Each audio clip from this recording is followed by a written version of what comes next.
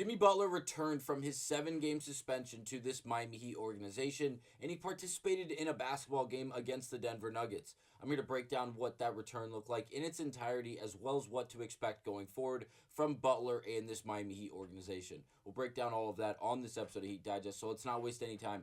Get right to it, breaking down Jimmy Butler's return, at least for now. So, Jimmy Butler obviously served a 7-game suspension due to his conduct to the team, the detrimental conduct to the team that we had all witnessed, obviously saying that he didn't have any joy anymore, didn't think he could come back playing in Miami, this, that, and the other. And again, drama started, trade rumors were fully spiked.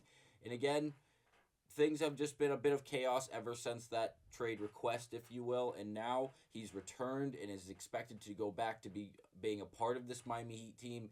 And it just doesn't seem like that is going to be possible. Now, we're going to first highlight the fact that his return was announced via press release from his agent, Bernie Lee, which again, just the only words it said were, and I quote, "I'm back." And that's the end of the quote from Jimmy Butler on this press release, obviously citing the date, where his location, as well as who it is, and then obviously his contact and representative in Bernie Lee. And then the only quote from Butler in this entire thing is, again, "I'm back." Now, Jimmy Butler did return. That is not a lie. He did return, and he did participate in a game against the Denver Nuggets for this Miami Heat team, where he did score 18 points, which is good to see. But again, there was no flair. There was no energy. It seemed like a little bit of a burden, or not a little bit. Let me rephrase that. It seemed like a burden for him to be there. We're going to start with the start of this game and work our way through. The opening scene, obviously, would be those pre-game warm-ups, the introductions, as this game was in South Beach in Miami, a home game for the Miami Heat. And, well, this is really the energy we got from Butler for the rest of the night. And number 22, Jimmy Butler, your Miami Heat.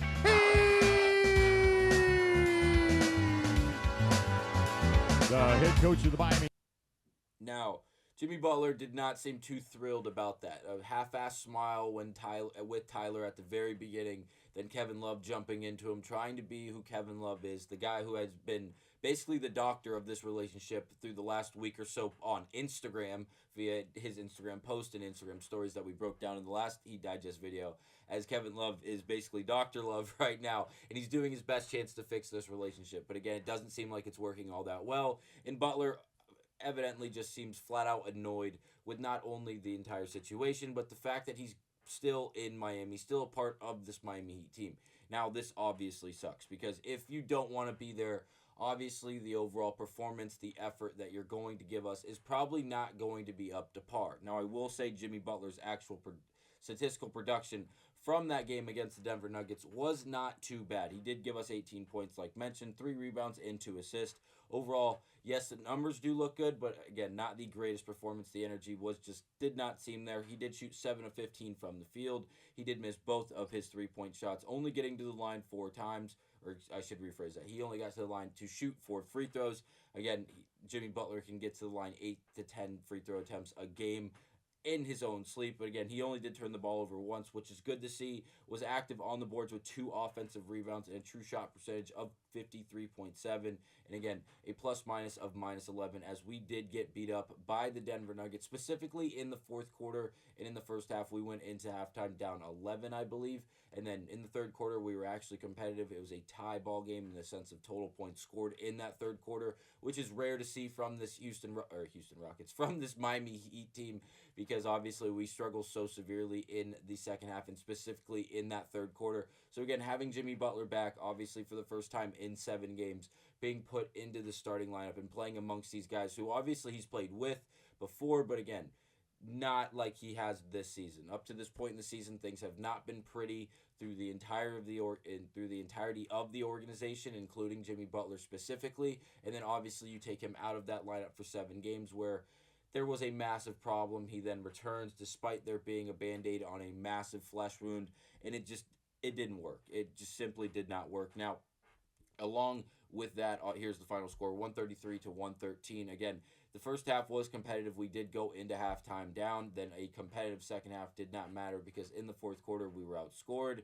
And again, just not a winning effort from this Miami Heat team against a very, very good Denver Nuggets team who was obviously led by Nikola Jokic and Jamal Murray. But now, what happened post game? Well, we got a lot of highlights post game. Zachary Weinberger, as well as others, covering the Miami Heat and doing their good journalism for this Miami Heat team, had a lot of questions for Jimmy Butler, where we got a lot of key quotes from Mr. Butler. The first one we're going to acknowledge is as follows, saying, and I quote, "It felt good to get out there and actually run around with these guys. As much as everybody may think, I got no problem with these guys.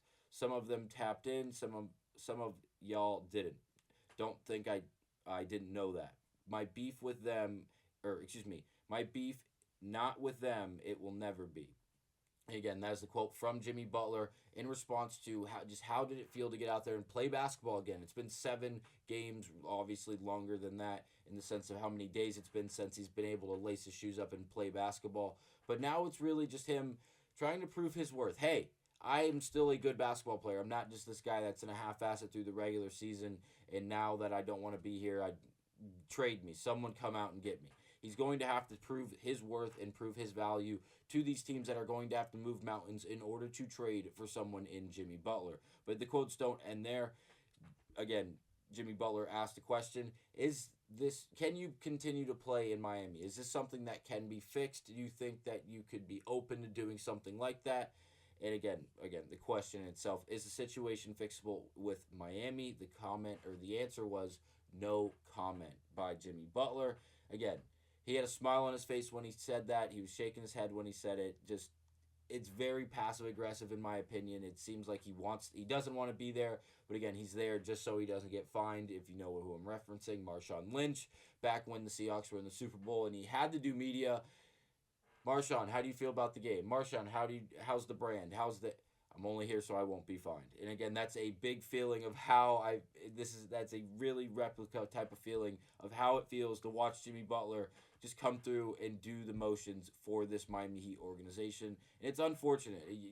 You've heard me praise Jimmy Butler over and over and over again, but again, it just does not seem like that is really what we're going to get. That level of Jimmy Butler we're going to get from here on out until he is traded before the February 7th or February 6th trade deadline. And now the last quote we're going to highlight from Zachary Weinberger in the postgame of that Denver Nuggets loss for this Miami Heat team from Jimmy Butler is this as follows. Jimmy Butler on if he's in Miami past the trade deadline, where Butler goes on to say, and I quote, "February 7th, we're playing a lot of what ifs, aren't we? I'm a hoop." And that's the end of the quote. And if you go on and you watch the 8-second clip, he really elaborates in the sense of, he says, "I'm just going to play basketball, man. I'm just going to hoop. I'm just going to, we got a lot of games in between now and February 6th or 7th. He says 7th, but again, the trade deadline would be February 6th. So, again, a lot of games between now and February 6th. Your best option is to just go out there and hoop." And I love that answer from Jimmy Butler. Go out there and prove your basketball value that you still have on the basketball floor. You have to go out there and remind these people that, hey, I can still do the thing, regardless if it's scoring, whether it's leading, rebounding, assisting, doing the whole thing, defending, it doesn't matter. I can still get the job done at a high level, and because of that, I want to be traded. I want the Suns to come out and trade for me. I want them to move the mountains they have to move in order to get me, because I have the value they need and really want, and because of that, I'm going to hoop. And again, I think that's Jimmy Butler's best really option here. I think he should have went into this season with that option, whether or not he wanted to be traded at the beginning of the season. Come out here, play very, very well. Prove that you have an obscene amount of trade value or just value in general for whether it be the Suns or any other team in the NBA to move mountains to try to go out and get you and then repay you the second they get their hands on you. That could have been the case by the start of the season. We wouldn't even be in this conversation. You probably would have been moved already for an ample amount of value due to the statistical production you were able to produce, like you do in the playoffs and in years past in the regular season at moments. Again, I don't know if Jimmy Butler's handled this correctly. I personally don't think I would say he did. But again, it's going to be a long, long time. Or it's not going to be a long time, but it's going to feel like a long, long time until we get to that February 6th NBA trade deadline. Until then, you guys will hear from me on this channel, and I can't wait to see you guys on the next one. Thanks for watching.